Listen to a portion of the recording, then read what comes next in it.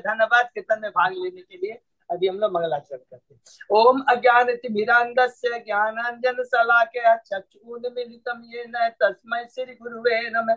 श्री चैतन्य मनोभीष्टं स्थापितं येन भूतले स्वयं रूप कदा मह्यं ददाति स्वपदान्तिकम्। वन्देऽहं श्री गुरु श्रीयुतपदकमलं श्री गुरु वैष्णवांच च श्री रूपम साग्र जातम सहगण रघुनाथम वितम तम स्वजीवम स्वाधेतम सावधूतम परिजम सहितम कृष्ण चैतन्य देवम श्री राधा कृष्ण पादान सहगण ललिता श्री विशाखा वितांत च नम ओम विष्णु पादाय कृष्ण पृष्ठाय भूतले श्रीमते भक्ति वेदांत स्वामी इति नामने। नमस्ते सारस्वते देवे गौरवाणी प्रचारिणे निर्विशेष शून्यवादी पाश्चात्य देश तारिणे वांछा कल्पतरुभ्यश्च कृपा सिन्धुभ्यैव च पतितानां पावनेभ्यो वैष्णवेभ्यो नमो नमः। नमो महावदान्याय कृष्ण प्रेम पदायते कृष्णाय कृष्ण चैतन्य नामने गौरत्विषे नमः। हे कृष्ण करुणा सिंधु दीन बंधु जगतपते गोपेश गोपिका कांत राधा कांत नमस्तुते। तप्त कांचन गौरांगी राधे वृंदावनेश्वरी वृषभानुसुते देवी प्रणमामि हरिप्रिये। नीलांचल निवासाय नित्याय परमात्मने बलभद्र सुभद्रायां जगन्नाथाय ते नमः। जय श्री कृष्ण चैतन्य प्रभु नित्यानंद श्री अद्वैत गदाधर श्रीवासादि गौर भक्त बिंद मुखम करोति वाचालम पंगु लंघयति यत्किपातमहं वंदे श्री गुरुमतीन्द्र तारिणम् परमानंद माधवम श्री चैतन्येश्वरम। हरे कृष्ण कृष्ण कृष्ण हरे हरे हरे राम राम राम हरे हरे। सिर से मंगलाचरण की जय। शिला प्रभुपाद की जय। हरे कृष्णा। आज के इस भागवतम चर्चा में सभी भक्तों का हार्दिक स्वागत है। सभी भक्तों के चरणों में मेरा सादर दंडवत प्रणाम है। राधा माधव राधा गोविंद परम वैष्णव परम गुरु परम आचार्यों की असीम कृपा से हम सब भक्त लोग मिलकर से भागवतम के ऊपर चर्चा कर पा रहे हैं। अभी हम लोग कैंटो 9 के 19वें अध्याय में है। बहुत सुंदर शिक्षा है। राजा ययाति को मुक्ति लाभ। 18 अध्याय कंप्लीट किए हैं। शुरू करते हैं, दोहराते हैं संक्षेप में। प्रथम अध्याय राजा सुद्युम्न का स्त्री बनना। राजा सुद्युम्न कौन है? वैवस्व मुनि। तो वैवस्व मनु कौन है? वो वही जो छठे मनु काल में सत्यवत राजा थे।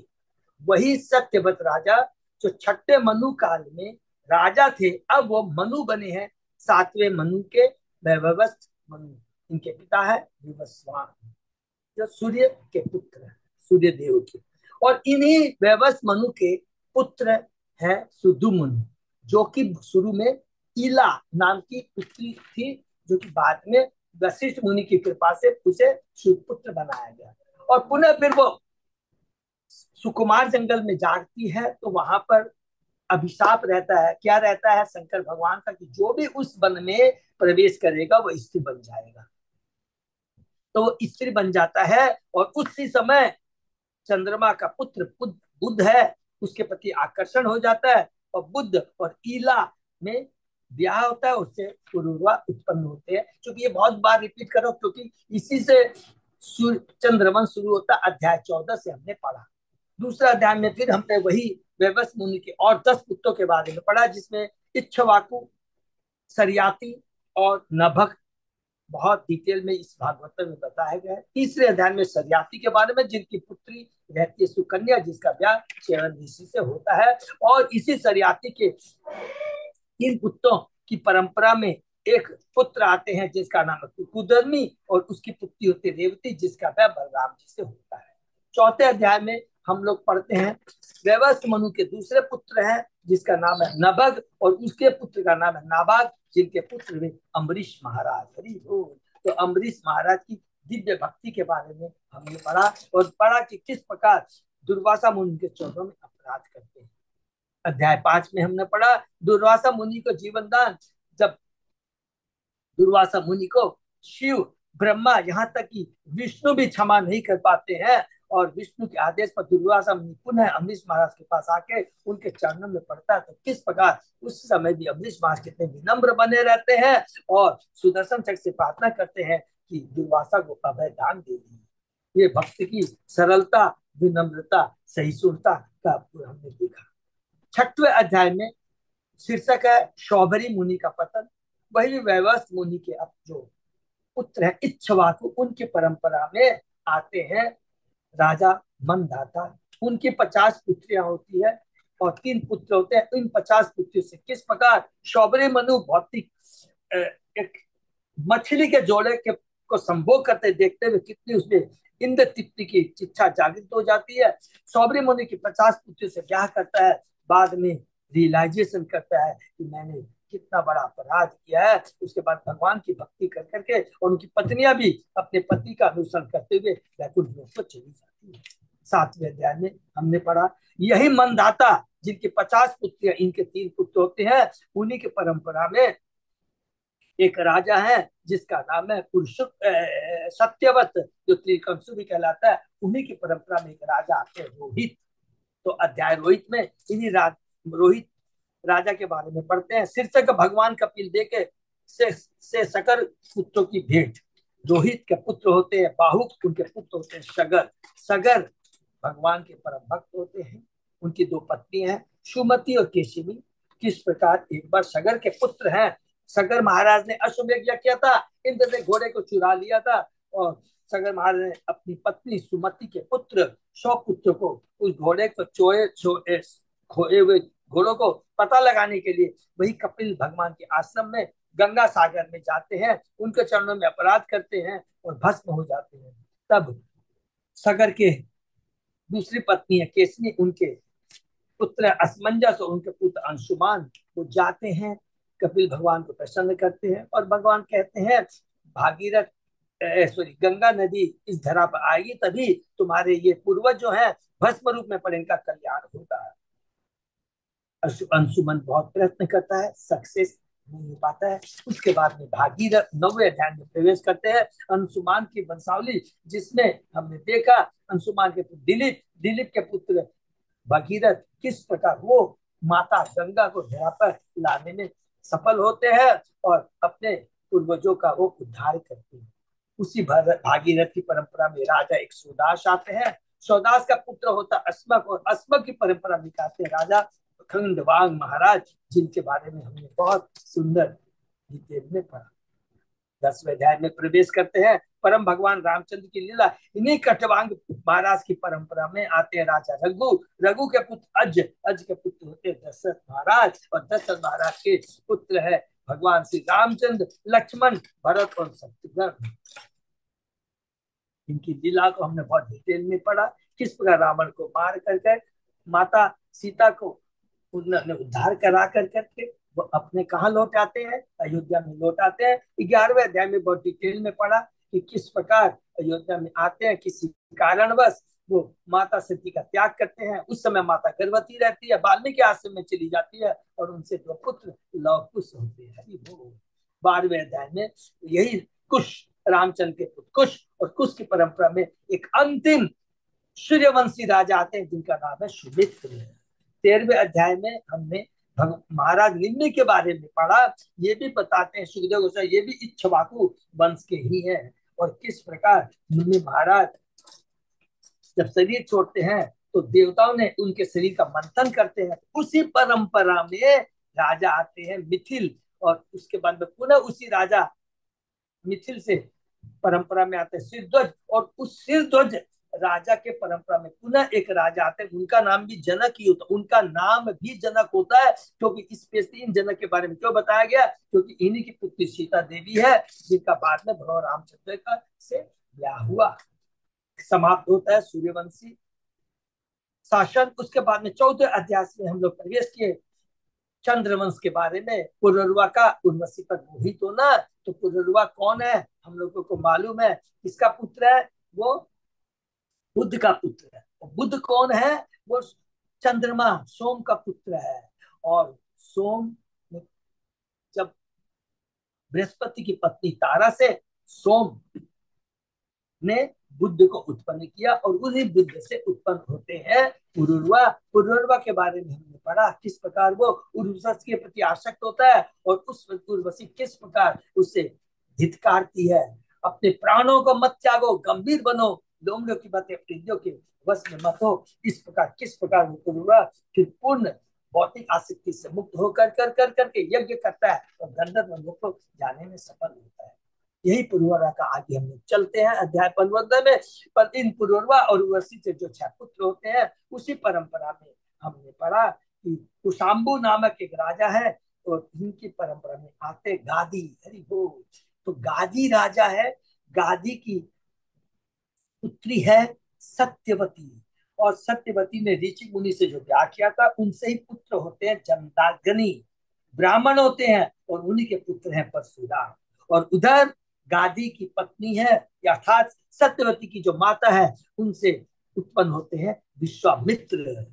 तो यहाँ पर परशुराम के बारे में हमने बहुत डिटेल में पढ़ा किस प्रकार उन्होंने अधर्मी राजाओं थे जो कि उस समय क्षत्रिय राजा था, 21 बार उनका खतरात्मा किया। और उस उदाहरण में उन्होंने एक राजा का नाम बताया, कार्तिक भी अर्जुन है, कि इतना बड़ा राजा था लेकिन एक बार वो जन्माग्नि के आश्रम में जाता है, उनकी कामधेनु गाय को चुरा के लेके चला जाता है और किस पर परशुराम उनका वध करते हैं। और उसके बदले में कार्तिक अर्जुन के पुत्र हैं किस प्रकार जमदग्नि का वध करते हैं और किस प्रकार परशुराम क्रोधित हो जाता है और किस प्रकार वो यज्ञ कर करके पुनः अपने पिता को जीवित करता है और उनके पिता चले जाते हैं कहाँ पर, सप्तर्षियों में एक बनते हैं।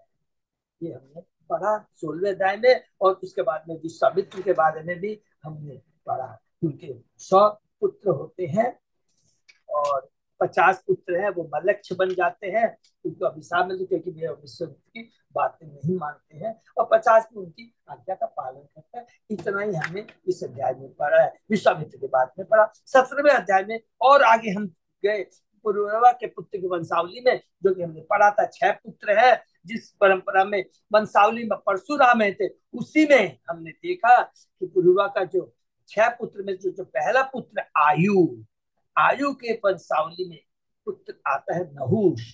तो 18वें अध्याय में हमने पढ़ा नहुष के बारे में, और वो नहुष कौन है जिसके 6 पुत्र होते हैं, जिसमें से एक पुत्र है ययाति। तो ययाति के बारे में हमने पढ़ा कि किस प्रकार ययाति एक महान सुंदर राजा होता है, लेकिन देवयानी, देवयानी कौन है, शुक्राचार्य की पुत्री है। उससे किस प्रकार किस लीला से यह देवयानी को कुएं में गिर जाती है, कौन उसको डाल देती है, उसकी सहेली शर्मिष्ठा, और उसको राजा ययाति बचाते हैं।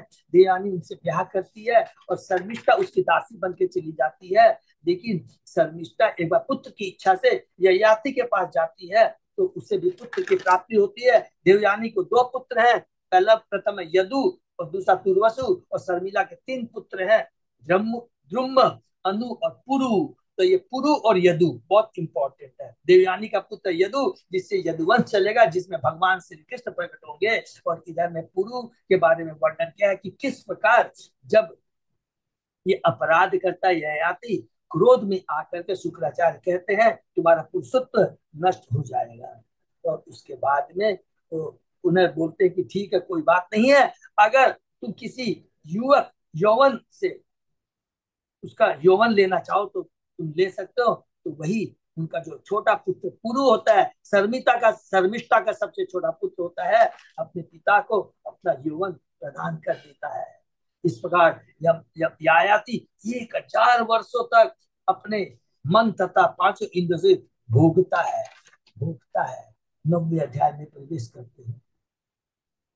उसके बाद में यहाँ पर सुखदेव गोस्वामी जी बताते हैं बहुत सुंदर, जो कि हम लोग पढ़े अध्याय, ये सुखदेव गोस्वामी परीक्षित महाराज को ययाति के बारे में कहते हैं, काल क्रम में जब ययाति विषय भोग तथा इसके पूरे प्रमाण से उब गया तो उसने इस भौतिकवाद जीवन को त्याग दिया और अपनी प्रिय पत्नी को एक बकरा तथा बकरी की कहानी सुनाई जो पूर्ण रूप से उसके भौतिकतावादी जीवन पर आधारित थी।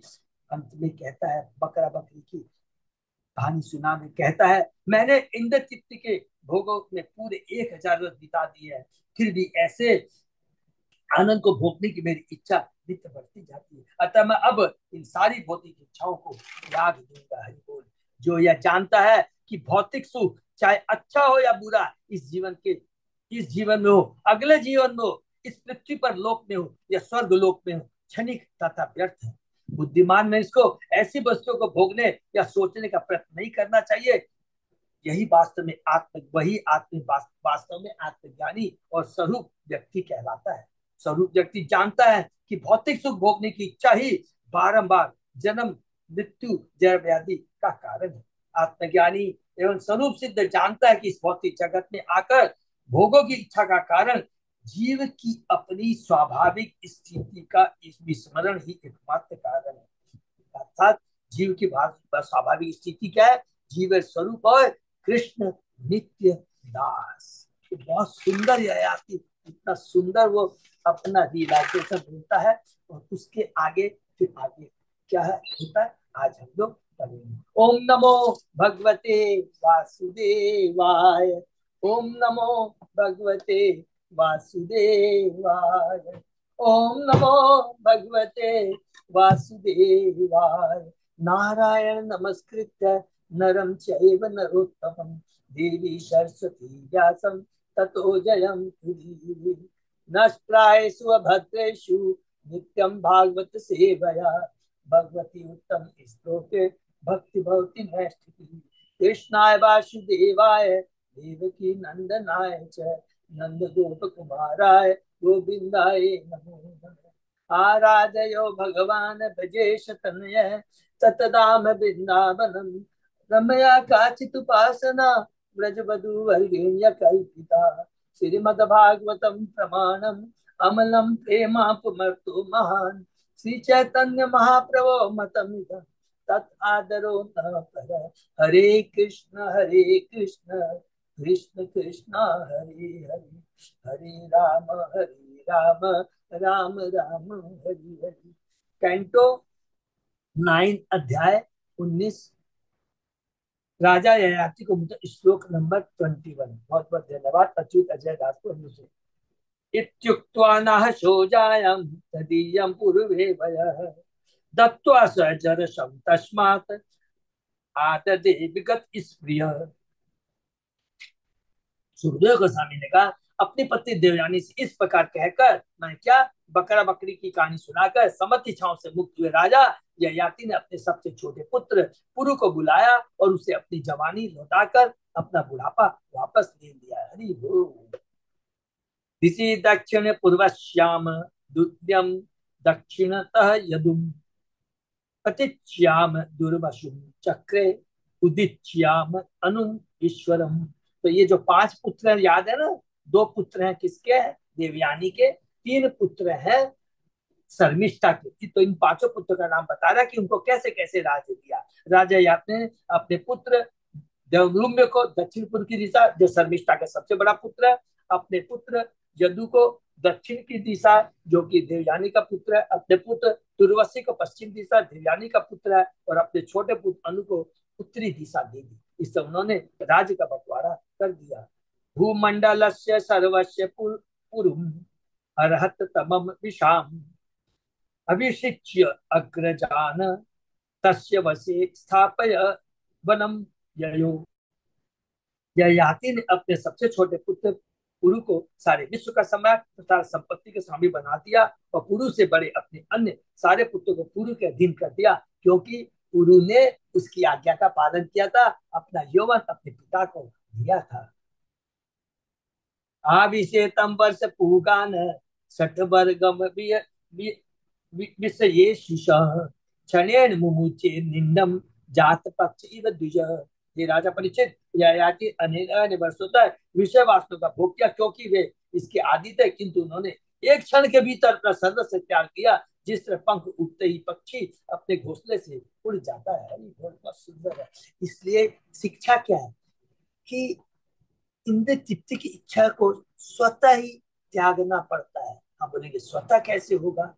तो साथ है ना हरि नाम का शुद्ध भक्तों का संग लेंगे तब होगा। लेकिन त्यागना स्वतः ही पड़ेगा, अर्थात अपनी अल्प स्वतंत्रता का हमें सदुपयोग करना, ये बहुत इंपॉर्टेंट शिक्षा है। महाजयाति बद्ध जीवन के बंधन से तुरंत मुक्त हो गए। यह सचमुच आश्चर्यजनक है। लेकिन यहाँ पर जो दृष्टांत दिया गया है, तो उपयुक्त पक्षी का एक छोटा सा बच्चा जो खाने पीने के लिए भी अपने माता पिता पर निर्भर रहता है, पंख उठते ही सहसा घोंसले से उड़ जाता है। उसमें यदि कोई पूर्णता भगवान के शरणागत हो जाता है, शुद्ध भक्तों का संकट देता है, तो वह तुरंत बद्ध जीवन के बंधन से मुक्त हो जाता है। जैसा कि शब भगवान ने वचन अहम त्वाम सर्पाते से अभी मासुते श्रीमद् भागवत में कहा गया, किरात हून आंध पुलिंद पुलकशा आविर शुंबा यवना खशादय ये अन्य च पापा यत अपा श्रेया श्रेया सुध्यंती तस्मे प्रभ विष्णवे नमः। विराट भूषण गुण आंध्र पुलिंद पुलकस आभीर शुभ यवन तथा खस जातियां तथा पाप में रहने वाले अन्य लोग भी भगवान के भक्ति से करने पर शुद्ध हो जाते हैं। चंडाल तक शुद्ध हो जाता है, क्योंकि भगवान सर्वोच्च शक्ति है। मैं अपने साधन नमस्कार करता हूँ। भगवान विष्णु इतने शक्तिशाली है कि यदि वे चाहे तो किसी का भी तुरंत उद्धार कर सकते हैं, और भगवान विष्णु या कृष्ण को तो तुरंत प्रसन्न किया जा सकता है केवल उनकी भक्ति करके। यदि हम यह याते कि भक्ति भगवान के आदेश को मानकर उनकी शरण ज्ञान कर ले, बाहर वासुदेव कृष्ण की सेवा करना चाहते थे, और तो जो ही उन्होंने गृहस्थ जीवन से विरक्त होना चाहते हुए भगवान वासुदेव ने उनकी सहायता की। जैसे ही हम इच्छा व्यक्त करते, बहुत इंपॉर्टेंट है, जैसे ही इच्छा व्यक्त करते हैं भगवान स्वतः ही सारी व्यवस्था बना देते हैं। उज्ज्वलन उदाहरण हमने पढ़ा है, ध्रुव महाराज का माता ने कहा तुमको भगवान की भक्ति करना चाहिए, तभी तुम अपने पितामह से ज्यादा बड़ा राज्य प्राप्त कर सकते हो। बस इच्छा व्यक्त की, नारद मुनि आ जाते हैं और मंत्र देते हैं, ओम नमो भगवते वासुदेव। केवल इच्छा व्यक्त करना है, बाकी सारी व्यवस्था भगवान कर देते हैं। अतः भगवान के चरण कमलों में अपने आप को समर्पित करकर हमें अत्यंत निष्ठावान होना चाहिए, तब हम बद्ध जीवन के सारे बंधन से तुरंत छूट सकेंगे। अगले श्लोक में इसकी स्पष्ट व्याख्या है। सतत निर्मुक्त समस्त संग आत्म अनुभूतया विदुत त्रिलिंग परे अमले ब्रह्मणि वासुदेवे वेदे गति भागवती प्रतीत। चूंकि राजा ययाति ने भगवान वासुदेव के चरण कमलों में पूरी तरह अपने को समर्पित कर दिया, अतः वे प्रकृति के गुणों के सारे कलमश से मुक्त हो गए। अपने आत्म साक्षात के कारण वे अपने मन को परम ब्रह्म वासुदेव में स्थिर कर सके, और इस अंततः उन्हें भगवान के पार्षद का पद प्राप्त हुआ। वो विद्युत करता है स्वच्छ, और यह अत्यंत महत्वपूर्ण है। इस जगत में प्रत्येक प्राणी कलबस गजब कारण गुण संगो अश्य, क्योंकि हम भौतिक अवस्था में, भौतिक अवस्था में मतलब 3 गुणों से बंधे। इस जगत में हम सतोगुण या रजोगुण या तमोगुण से कलुषित होते हैं, बंधे होते हैं। किंतु यदि सतोगुण के कारण योग्य ब्राह्मण बन भी जाए तो भी वह भौतिक दृष्टि से कलबस ग्रस्ती रहता है। इसको फिर से अंडरलाइन कर लेंगे, केवल सती गुणी होना ही काफी नहीं है, क्योंकि ये शुद्ध सतोगुण नहीं होता है, इसमें भी रजोगुण का प्रभाव रहता है। उसे सतोगुण पार करके शुद्ध सत्व पर शुद्ध पद प्राप्त करना होता है, तभी वह विद्युत त्रिलिंग होता है, अर्थात 3 गुणों से उत्पन्न कलमश से स्वच्छ बनता है। यह कृष्ण की कृपा से ही संभव है। जैसा भागवतन में कहा गया है, शृण्वताम शकता कृष्ण पुण्य श्रवण कीर्तनम ह्यंतो प्रिय अभद्राणी विधुनोति सुहित शताम। भगवान कृष्ण जो कि हर एक हृदय में परमात्मा रूप में स्थित है और सच्चे भक्त का उपकार करने वाले, उस भक्त के हृदय की भौतिक भोग की इच्छा को मिटा देते हैं। हरि बोल। जो उनके उन संदेशों को सुनने के लिए उत्सुक है, जो ठीक से सुनने और उच्चरित होने पर स्वयं वैभवशाली होते हैं। एक बार हरि कृष्ण महामंत्र का जप करते हैं, इतना वो बड़ी उत्सुकता से निष्ठा के संग करते हैं, तो वह बड़ा ही वैभवशाली, बड़ा ही शक्तिशाली आध्यात्मिक शक्ति से पूर्ण होता है।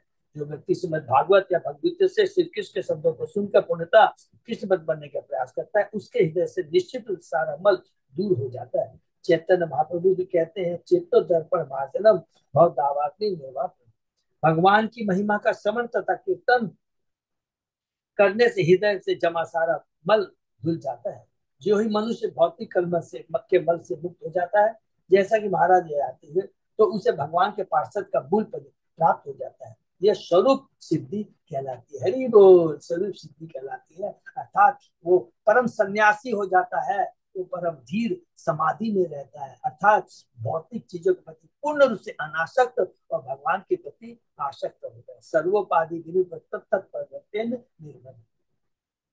श्रुत्वा गाथाम देवयानी मैंने प्रस्तोभम आत्मना स्त्री पुंसो इसने व्यकल्यात परिहासम इव ईरितम। जब देवयानी ने महाराज ययाति द्वारा कही गई बकरे बकरी की कथा सुनी तो वह समझ गई हरि बोल की हास परिहास के रूप में पति पत्नी के मध्य मनोनाद कही गई यह कथा उसने उसकी स्वाभाविक स्थिति को जागृत करने के निमित्त थी। हरि बोल उसकी स्वाभाविक स्थिति को अर्थात वसुदेव चेतना को जागृत करने के निमित्त थी। उसका उद्देश्य था खोई सुप्त जो हमारी सोई जो शुद्ध चेतना है उसको जागृत करने के लिए था।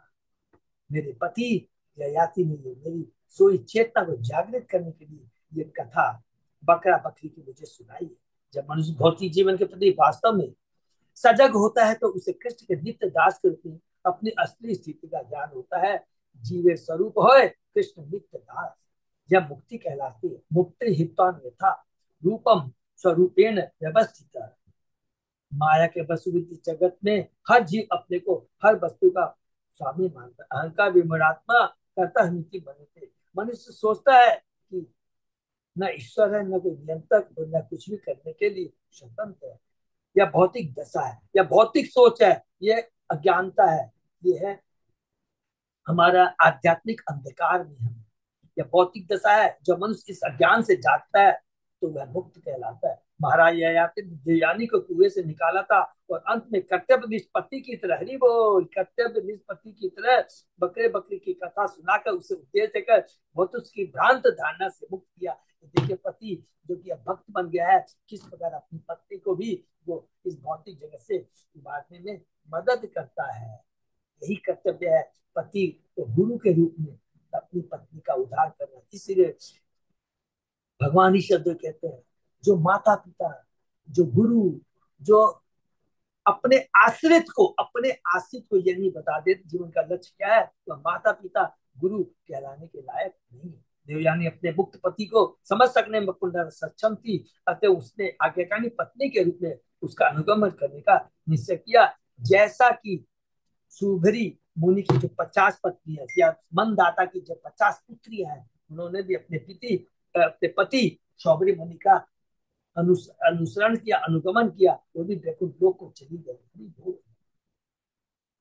सा सन्निवासं सुहृदां प्रपायाम इव गच्छताम् विज्ञायो ईश्वर तंत्राणां माया विचितं प्रभु सर्वत्र संगम उत्सृज्य स्वप्न उपमयेन भार्गवी कृष्णे मन समावेश्य यधुनोत लिंगम आत्मन।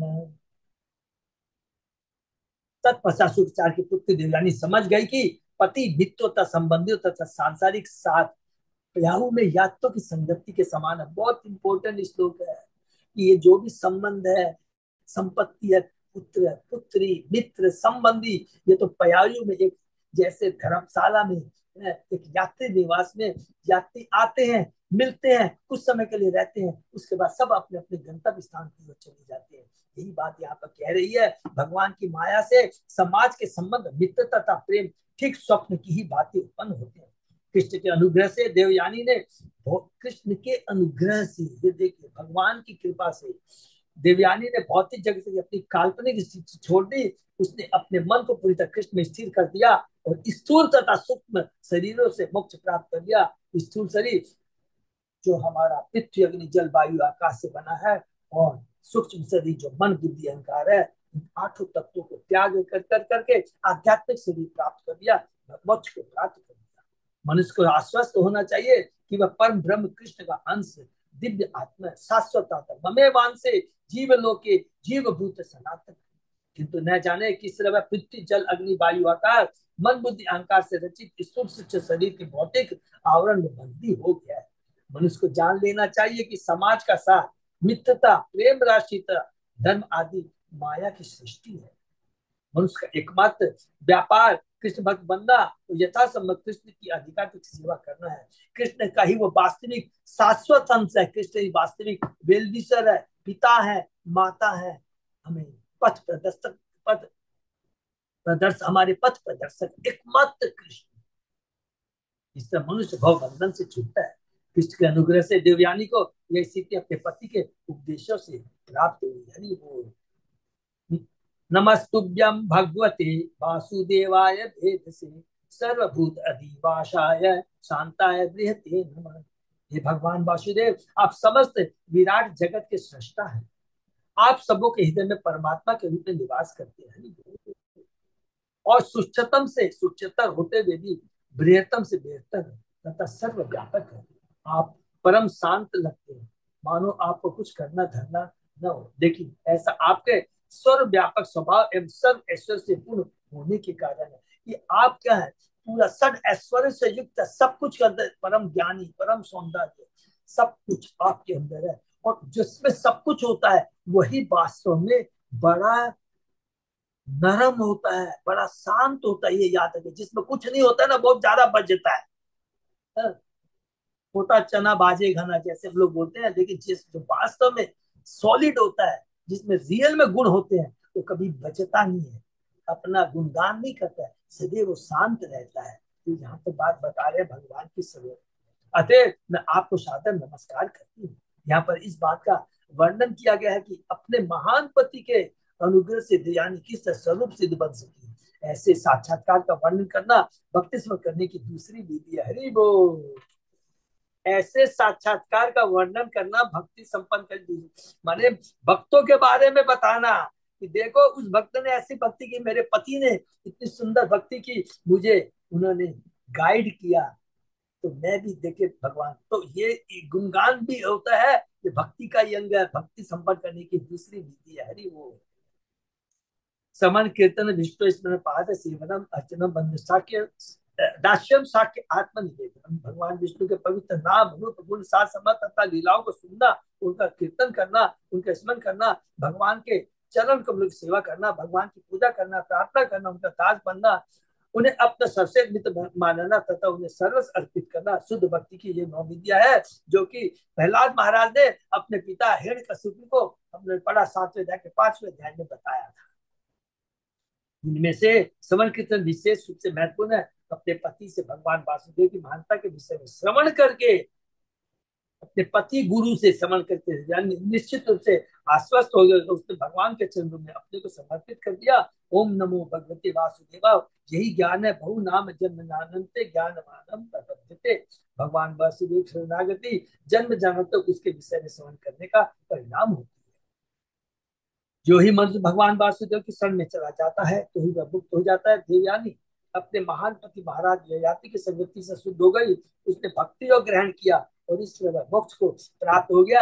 इसी प्रकार माता देहूति अपने गुरु, पुत्र रूप गुरु कपिल भगवान से शिक्षा प्राप्त कर करके उसकी जो कलुषित चेतना थी, मैं और मेती, मैं ममेती की जो कलुषित चेतना से ग्रसित थी, वो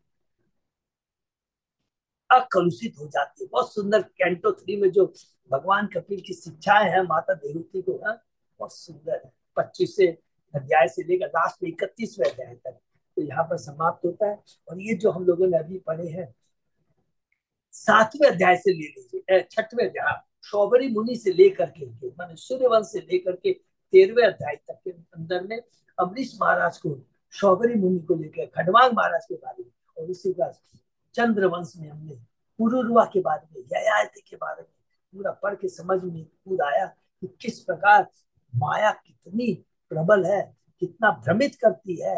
और अगर इससे निकलना है तो एकमात्र भगवान की भक्ति करना है, शुद्ध भक्तों का संग करना है। देवयानी ने भी अपने पति का संग किया।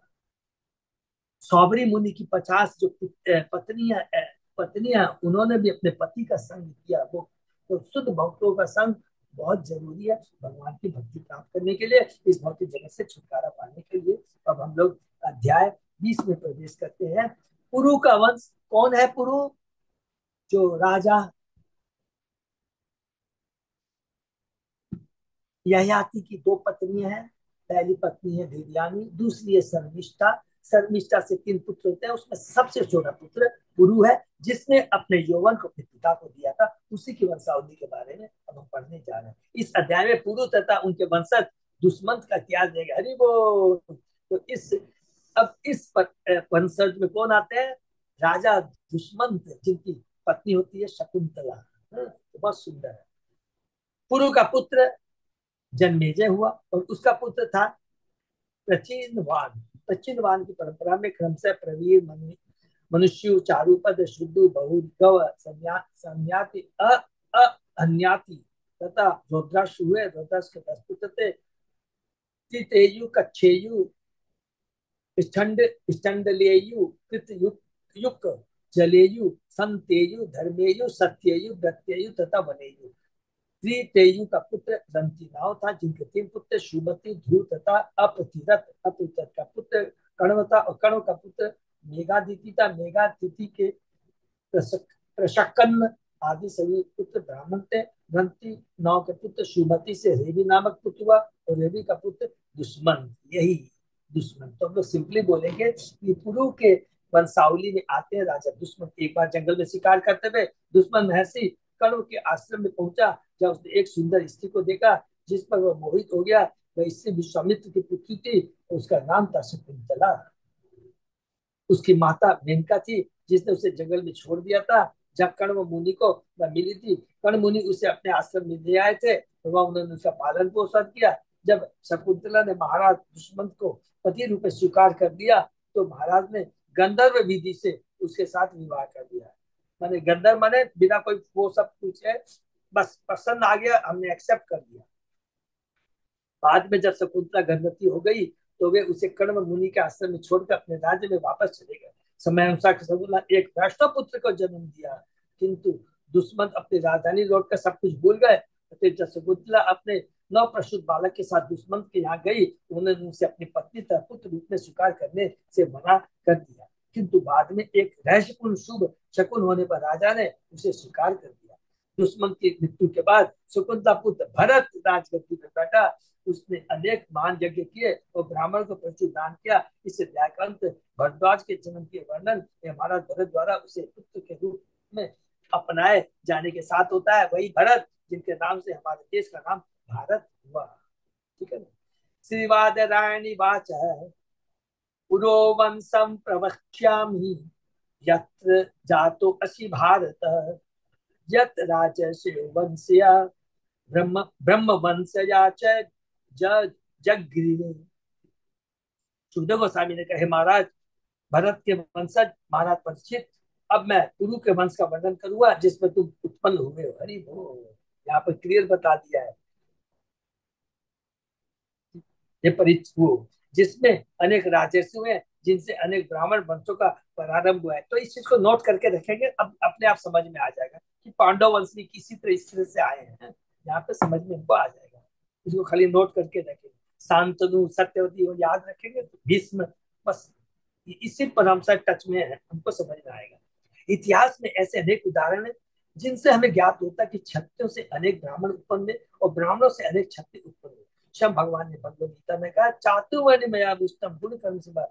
अरे किस घर में जन्म लिया उससे मतलब नहीं है, तुम्हारे गुण कैसे हैं उसके अनुसार वो ब्राह्मण क्षत्रिय कहलाता है। या क्लियर बोला है। मैंने प्रकृति के 3 गुणों तथा उनके कार्य के अनुसार मानव समाज को 4 विभागों में बांटा है। भगवान कहते कोई चाहे जिस कुल में जन्म ले, चाहे किस कुल में जन्म ले, जब वह किसी विशेष वर्ग के लक्षणों से युक्त होता है तो उसका वर्ण उसी के अनुसार किया जाता है। जब लक्षणम उत्तम, समाज के किसी वर्ण में मनुष्य का स्थान उसके लक्षण या गुणों के साथ निश्चित होता है। शास्त्रों में सर्वत्र यही कथन मिलता है, जन्म तो गौण है, पहले तो मनुष्य के गुण तथा कर्म पर विचार किया जाता है। भगवान ईश्वर के 100 पुत्र थे, सबको मालूम है, जिसमें 9 नवयोगेंद्र ब्राह्मण बनते हैं, भरत महाराज क्षत्रिय, ये सारे गुणों के आधार पे होता है। जन्मे जयो ही अभूतपूर्व प्रचितवान तत श्रुता ततः प्रवीरो अथ मनुष्युवे तस्मात् चारुपद अभवत। पुरु के ही इस वंश में राजा जन्मेजय उत्पन्न हुआ। उसका पुत्र प्रविच्युवान था और उसका पुत्र था प्रवीर। तत्पश्चात प्रवीर का पुत्र मनुष्य हुआ जिसका पुत्र चारुपद था।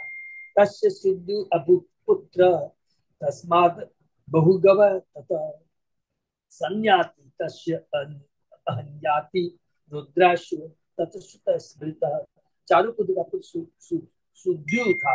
सुद्यु था और सुद्यु का पुत्र भौगव था। भौगव का पुत्र संयाति था जिसे हन्याति नामक पुत्र हुआ और फिर उससे रोदास उत्पन्न हुआ। रीतेयु तस्य कच्छेयु स्थंडलिये स्थंडलियेयु लेयु कृतेयुकः जलेयु सन्नतेयुश्च धर्म धर्म सत्य व्रतेयवः दशे एते अप्सरसः पुत्रा वनेयु च अवं स्मृतः घृताच्या इंद्रियाणि इव मुख्यस्य जगतात्मनः। तो दसों से के 10 पुत्र थे जिनके नाम रीतेयु कच्छेयु संडलियेयु कृतयुक जलेयु संतेयु धर्मेयु सत्ययु व्रतेयु तथा वनेयु थे। इन 10 में वनेयु सबसे छोटा था। ये 200 पुत्र रुद्रासु के पूर्ण नियंत्रण में उसी प्रकार कार्य करते हैं जिस प्रकार विश्वात्मा से उत्पन्न 200 इंद्रिया प्राण के नियंत्रण में कार्य करती है। ये सभी घृताची नामक अप्सरा से उत्पन्न हुए थे। धीतेयोरंति त्रयतस्य आत्मजाधिपः सुमति ध्रुवो अप्रतिरथ कण्वो अप्रतिरथ आत्मज। रीतेयु से रंतिनाव नामक पुत्र हुआ जिसके 3 पुत्र हुए जिनके नाम थे सुमति ध्रुव तथा अप्रतिरथ। अप्रतिरथ के एकमात्र पुत्र का नाम कण्व था।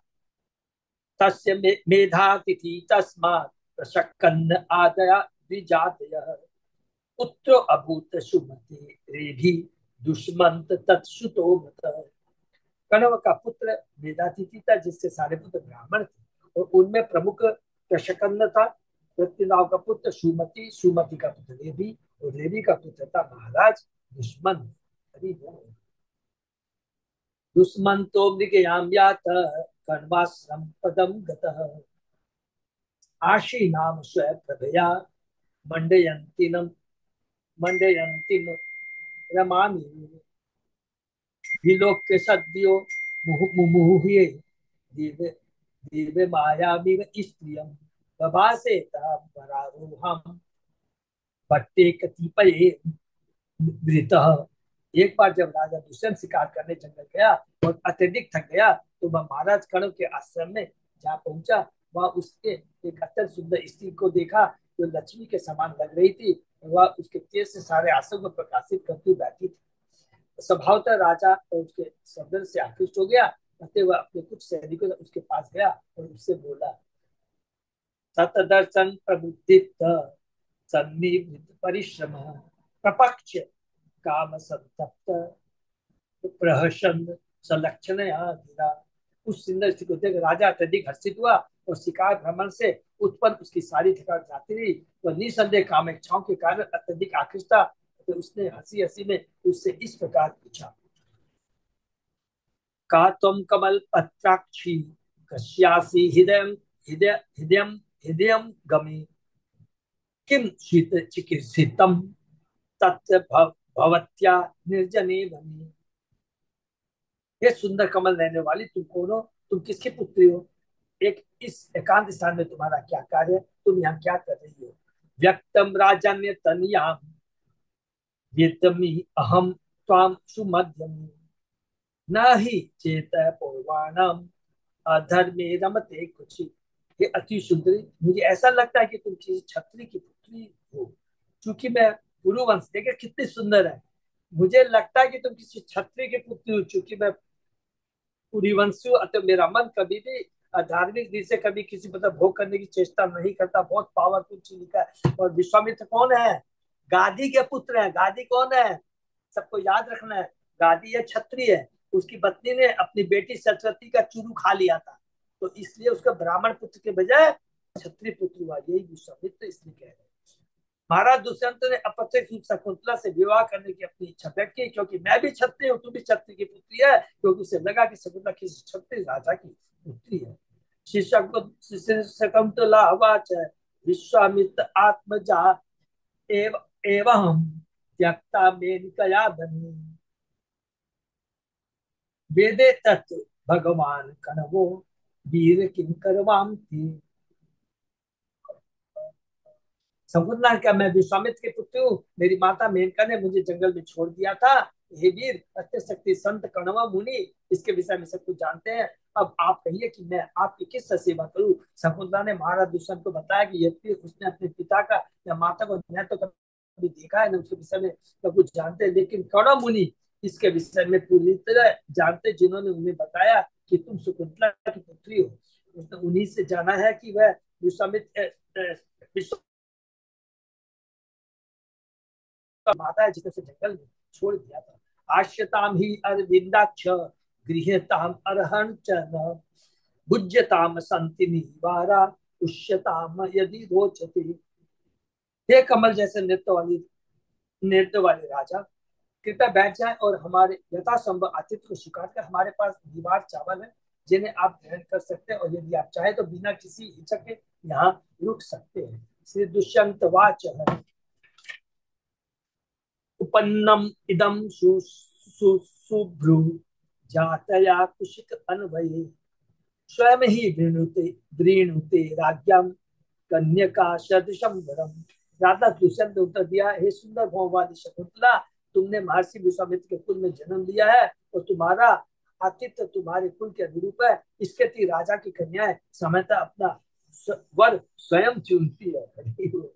महाराज दुष्यंत का स्वागत करते हुए शकुंतला ने स्पष्ट कहा, आप यहाँ रुक सकते हैं और हमारा यथासंभव आतिथ्य ग्रहण कर सकते हैं। इससे उसने इंगित किया कि वह महाराज दुष्यंत को पति रूप में चाहती है।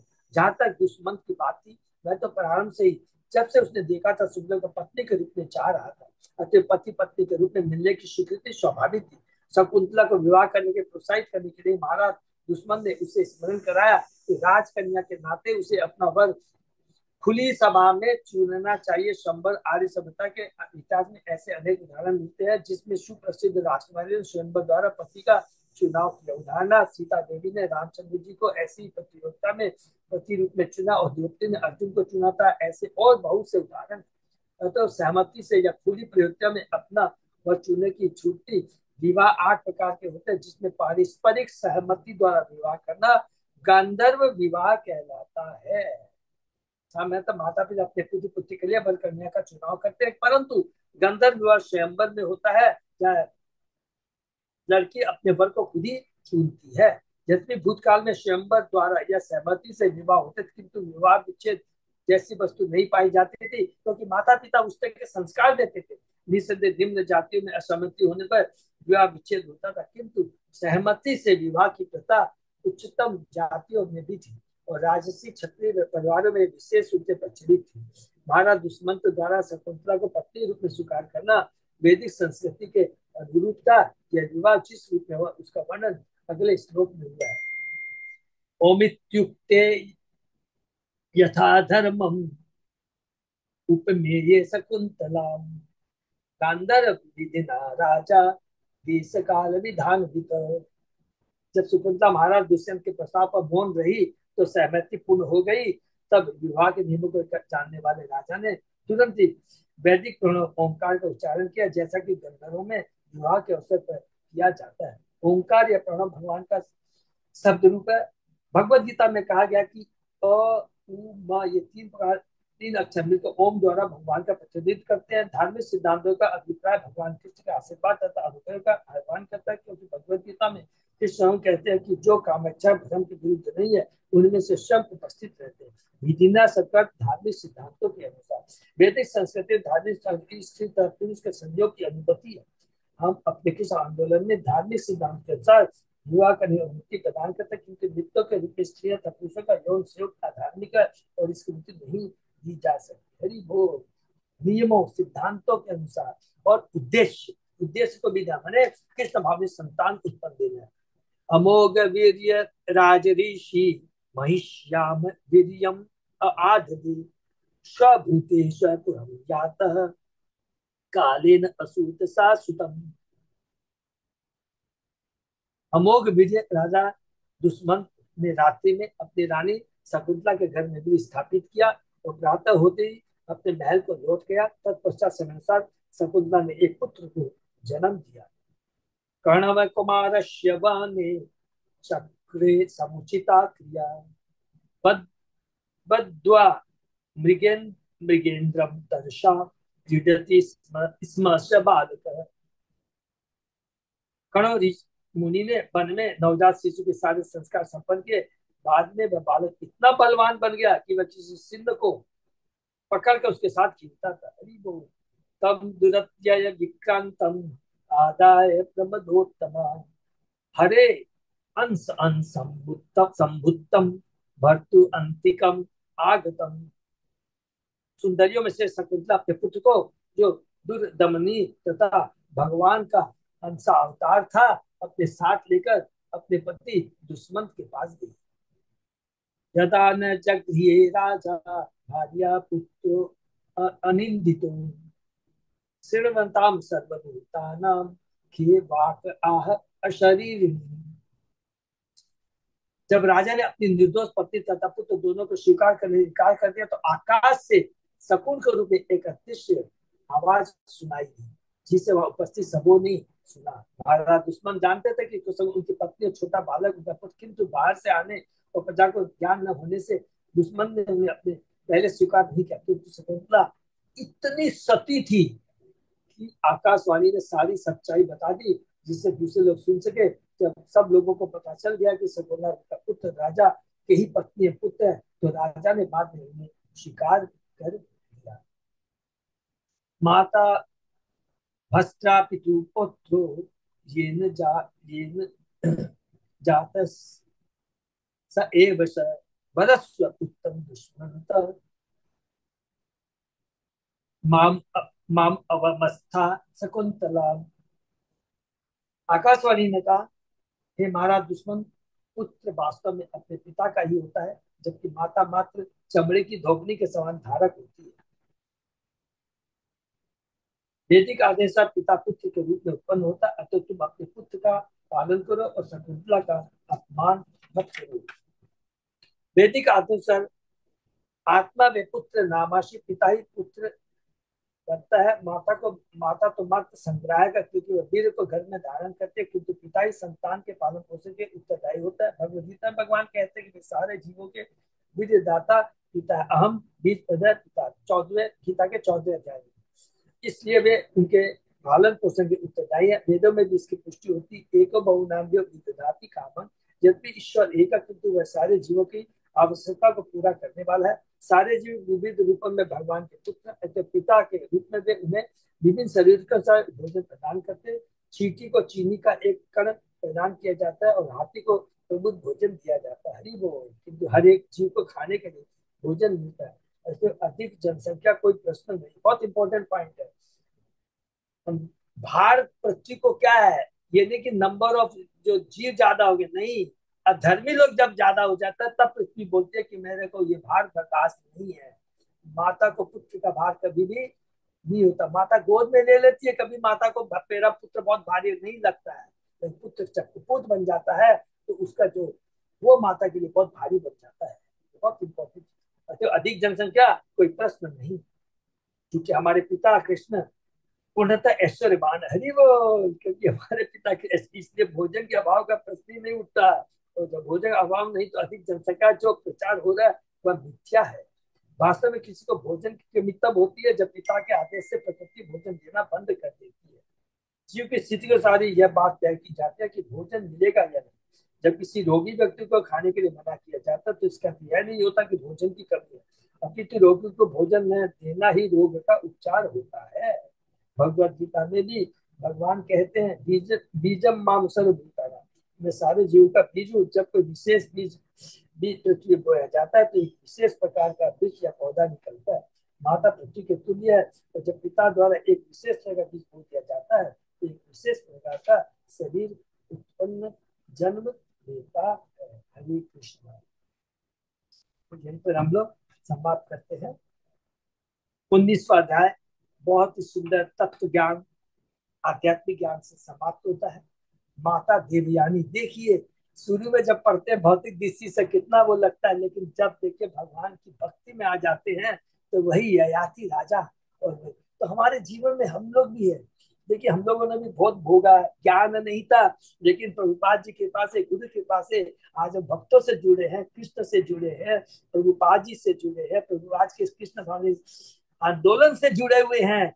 यही हमारा हमारे इस भौतिक जगत में जो बार बार तैरना आना जाना है, वो रुक जाएगा।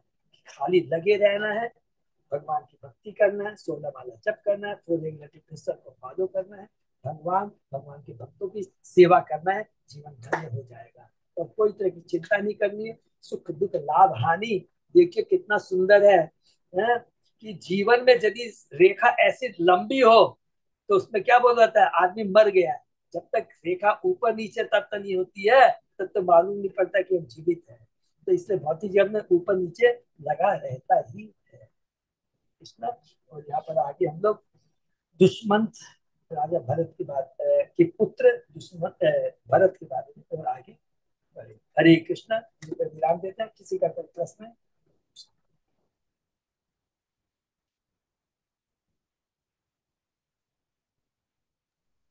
तो बहुत बहुत धन्यवाद। यहीं पे विराम देते हैं। हमारे अच्युत अजय दास प्रभु, कुछ अनाउंसमेंट है प्रभु?